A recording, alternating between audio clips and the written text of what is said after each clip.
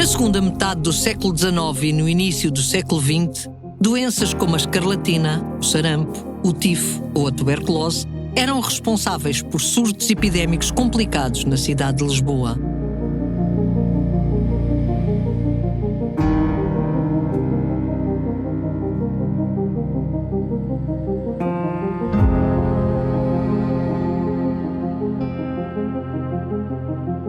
Sem dúvida que entre as doenças mais graves no início do século XX, em Portugal, o problema centrava-se na tuberculose, que em 1930 atingia as 13.000 mortes, ultrapassando o total de todas as outras doenças infectocontagiosas em conjunto.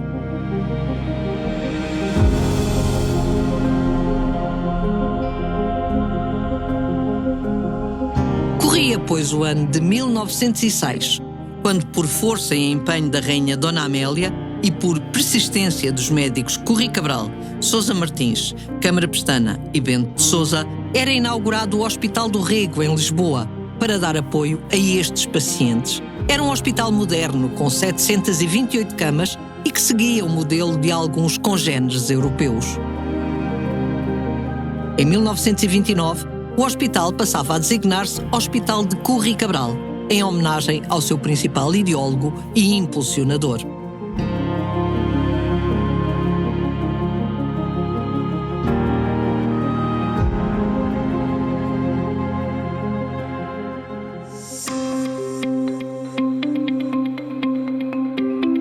Desde então, e ao longo dos anos, o Corri Cabral tem sofrido diferentes fases de evolução e de transformações, particularmente nas últimas décadas.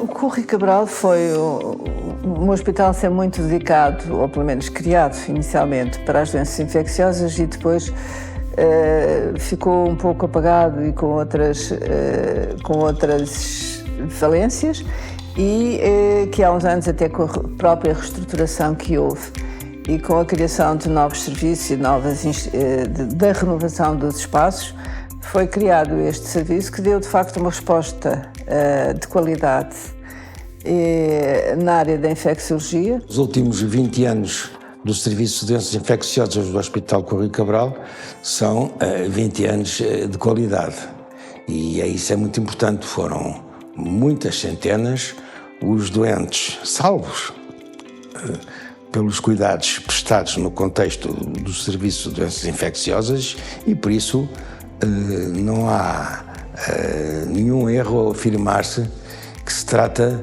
de um símbolo, de um organismo, de um serviço de imensa qualidade. Cheguei ao Hospital Corri Cabral no princípio dos anos 80, mais precisamente em 1982. Um hospital, na altura, muito reconhecido por ser um hospital muito dedicado às doenças infecciosas. Um hospital para onde eram referenciados todos os doentes com suspeita ou com infecção declarada que viessem da zona sul do país e que recorressem à urgência do Hospital de São José. Nós tínhamos aqui um serviço de urgência aberto 24 horas só para casos de doenças infecciosas, onde eu fazia também as minhas urgências. Praticamente fiz a minha vida toda no Hospital Corri Cabral. Depois de vir do serviço militar obrigatório que fiz em Angola, em janeiro de 74, fui para o serviço de medicina na altura, que era dirigido pelo professor Iriarte Peixoto, que era a pessoa que estava mais ligada às doenças endócrinas, e o Dr. Monteiro Batista, e portanto lá fiquei.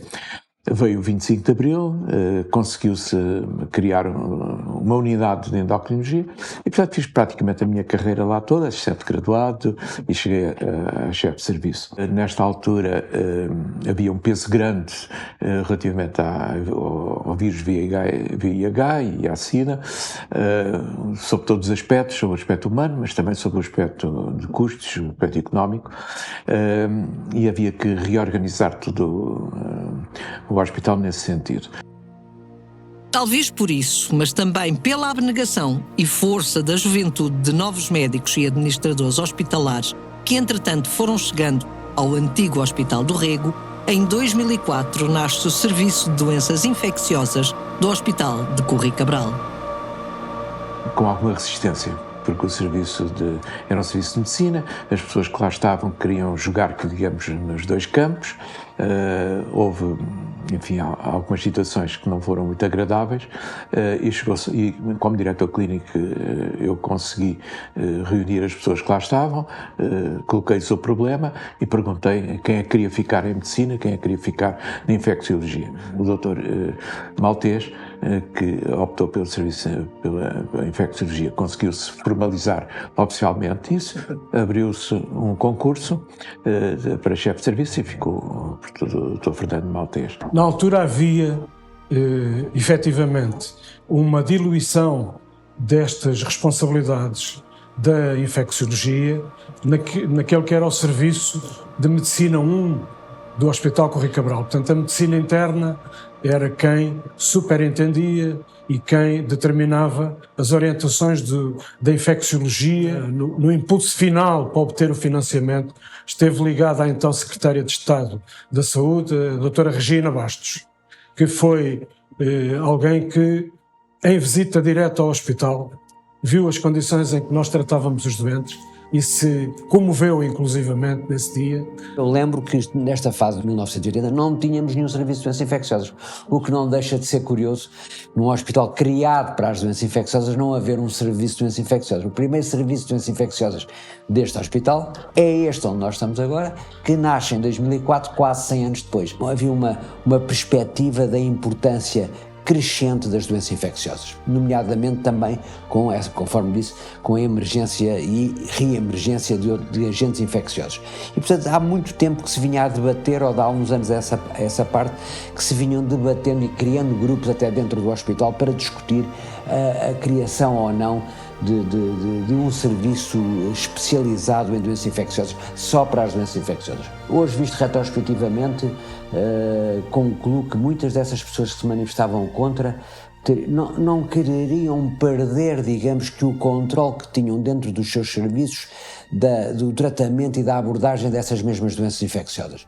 Não foi um parto fácil, mas a resistência e a determinação de várias personalidades do setor da saúde acabaram por viabilizar um processo que fez renascer a vocação de um serviço que era obrigatório no hospital: servir a população do sul de Portugal nas diferentes áreas da infecciologia.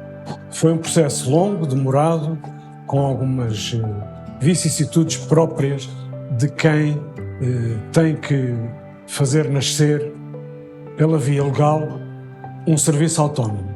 Foi poder, naqueles tempos conturbados das protoepidemias, da gripe das aves, do pó amarelo e de outras tantas que surgiram ao longo dos anos, durante 2001 a 2007, o que se verificou foi que realmente as pessoas, e sobretudo os profissionais, estavam fortemente motivados, mas ao mesmo tempo desprotegidos. Era resistir de uma forma, eu diria que até em determinada altura, de uma forma irracional, tendo em conta aquilo que se estava a ver que era o panorama evolutivo das doenças infecciosas, as ameaças que as doenças infecciosas estavam a pôr. E de facto foi na altura o Presidente do Conselho de Administração do Hospital Correio Cabral, nessa altura, o Dr. Canas Mendes, e enfim, todo o Conselho de Administração, que de facto fizeram fim-capé nessa necessidade, aconselhados obviamente também por pessoas ligadas às doenças infecciosas.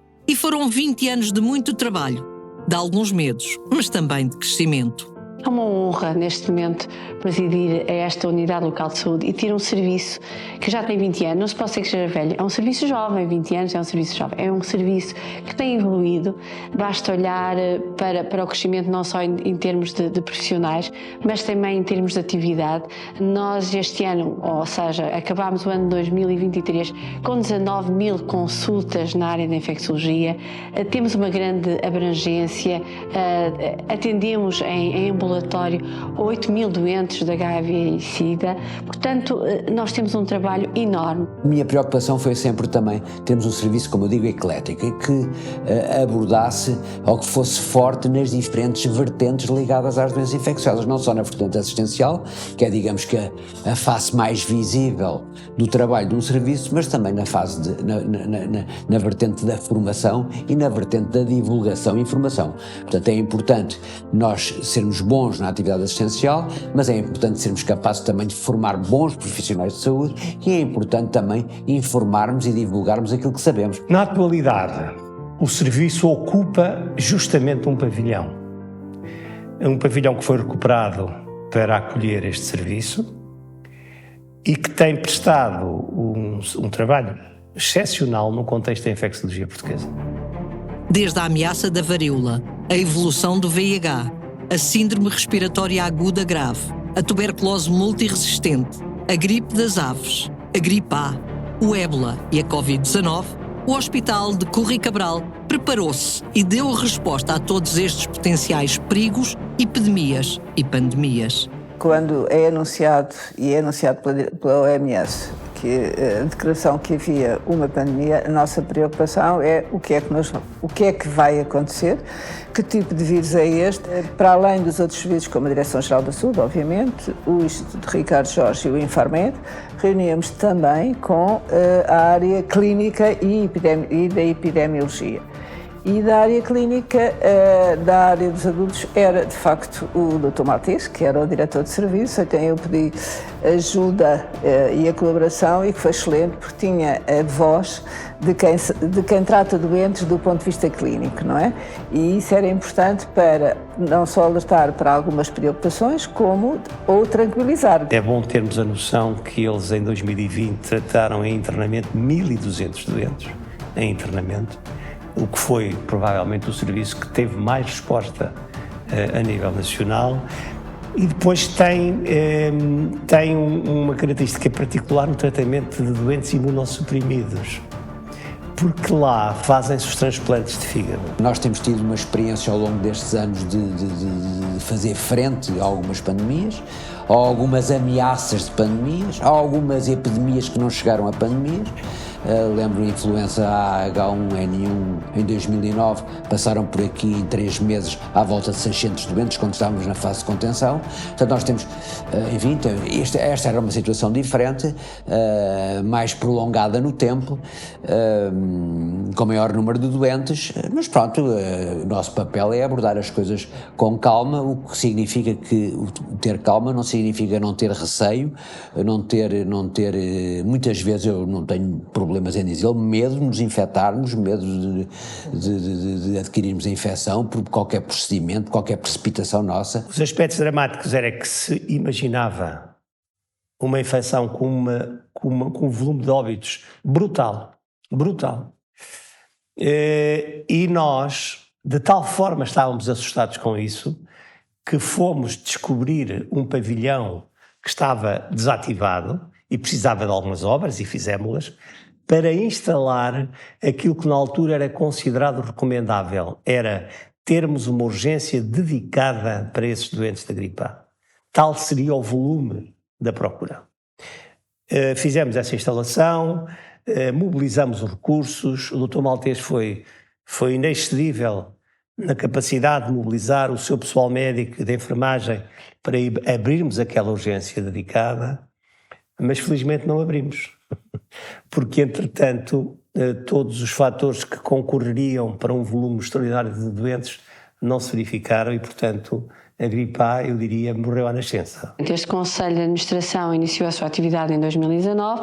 Passados os meses de estarmos cá, aparece efetivamente a pandemia Covid-19. Eu quis vir aqui ao centro hospitalar que maior número de doentes Covid tratou ao longo deste último ano, para, através dos profissionais que aqui prestam serviço, agradecer e dar os parabéns a todos os profissionais de saúde que, ao longo de todo o ano, deram o seu melhor para tratar e salvar vidas. Foi um trabalho de muita articulação, um trabalho de equipa, um trabalho onde o planeamento era quase diário, onde o serviço de infecciologia foi realmente uma referência, foi realmente uma escola, porque houve alturas em que quase todo o hospital nós tivemos quase 400 doentes de Covid dentro destes hospitais que fazem parte do centro hospitalar e, essencialmente, exatamente porque dividimos um bocadinho as áreas. Muitos destes doentes de Covid tiveram a sua área de internamento no Corri Cabral e alguns deles depois na área aqui do Hospital São José. As lideranças fazem sempre a diferença quando o que está em causa é a saúde pública.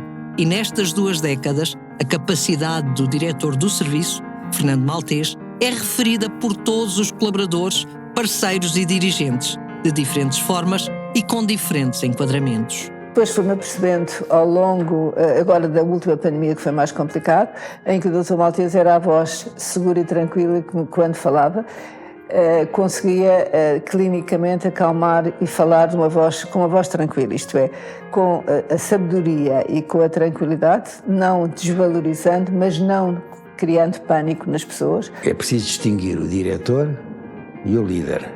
Acontece que, no caso de Fernando Maltês, há aqui uma conjugação, isto é um diretor do Serviço de Doenças Infecciosas e é um líder que dá contributos fundamentais para resolver estes problemas.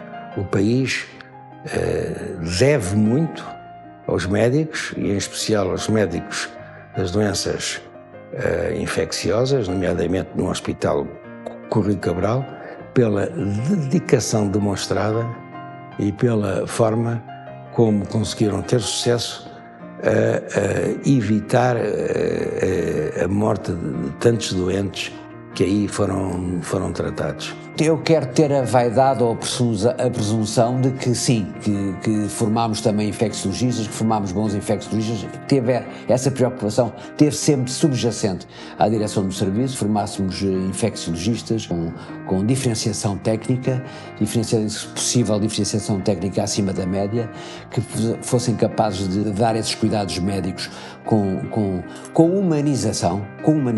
É também uma preocupação que eu sempre tive, que a direção do serviço sempre teve. Formar médicos com interesse pelo estudo, com disponibilidade pelo estudo, com disponibilidade pelos doentes. Isso foi de facto uma preocupação sempre no nosso serviço e pronto, e aquilo é que se chama fazer escola. Eu recordo-me que na Covid o professor Fernando Maltês foi dos poucos diretores de serviço de infecciologia do país que, perante uma pergunta do jornalista, o que é que o senhor precisa? Carência de tudo, falta tudo. E ele diz, não, aqui não me falta nada.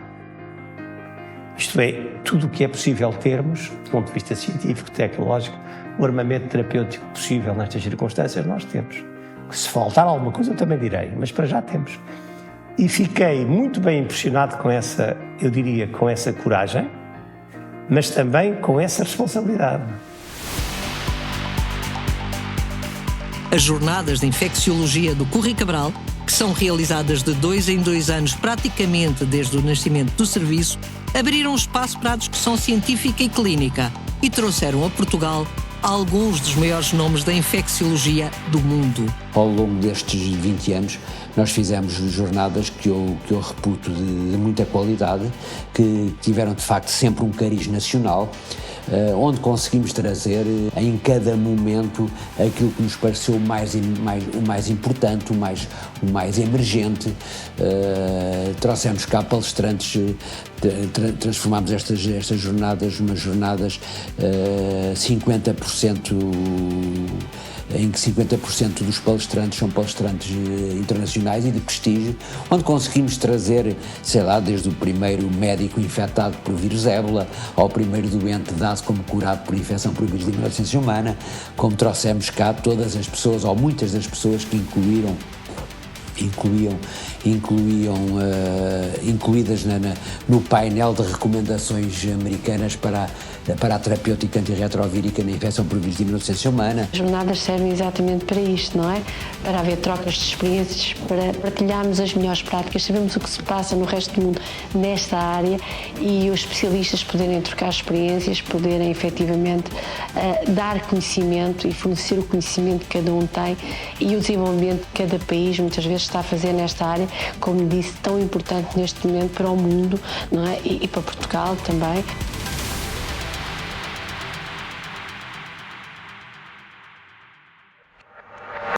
Há ainda muito trabalho a realizar e a investigação científica é um dos patamares que não cresceu como a direção do serviço gostava. A par disso, a preocupação atual passa pelo investimento nos recursos humanos. Nós gostaríamos mais de ter mais investigação, de termos mais ensaios clínicos, de nos podermos envolver, mas isso tem sido humanamente impossível pela escassez de recursos humanos. As doenças infecciosas cada vez são em maior número. Nós temos neste momento, repare, nós somos o serviço com maior capacidade de internamento do país, temos 36 camas e neste momento temos as 36 camas esgotadas ou completamente ocupadas.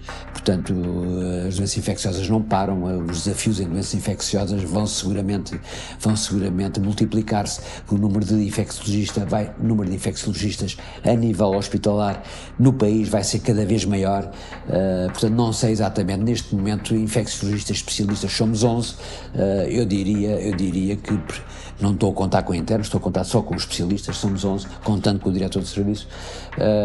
Eu precisaria pelo menos neste momento pelo menos mais uns 6 especialistas. É uma realidade, não podemos escamotear nem dizer que não existe. É verdade, temos cada vez mais de conseguir que os nossos internos, porque o professor Motas também os tem, desta área de infecciologia, gostem de ficar no nosso hospital, consigamos que pelo menos os nossos internos fiquem no nosso serviço e assim possa haver um aumento de recursos humanos, possa haver também alguma renovação, mas é verdade que temos, não só de médicos, mas também de enfermeiros.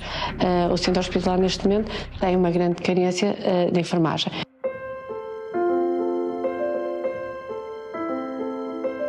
Mas o trabalho conjunto de todos os profissionais de saúde do Serviço de Doenças Infecciosas do Correio Cabral é a prova de que vencer as adversidades é possível. Foi o Conselho de Administração e todos os diretores de serviço que para isso contribuíram, bem como os restantes médicos e enfermeiros, todos eles tiveram o seu contributo. O hospital deu-me mais a mim do que eu dei ao hospital. O que eu dei foi aos doentes. Obviamente, ao dar aos doentes, estou a dar à instituição, mas tudo aquilo que eu dei foi em prol dos doentes. Tudo aquilo que eu fiz, estudei, me preocupei, as minhas noites que não tive de sono foram por causa dos doentes, portanto, para procurar dar o melhor aos doentes. Dá-lo muitas vezes aos doentes, não sei qual é o seu problema, vou para casa estudar, vou para casa perceber qual é o seu problema. Temos que criar empatia com os doentes têm que perceber que nós estamos de facto interessados ali em aliviar-lhes o sofrimento, em resolver-lhes o problema, que o doente está na cama, está com medo, está assustado, não sabe o que é que lhe vai acontecer.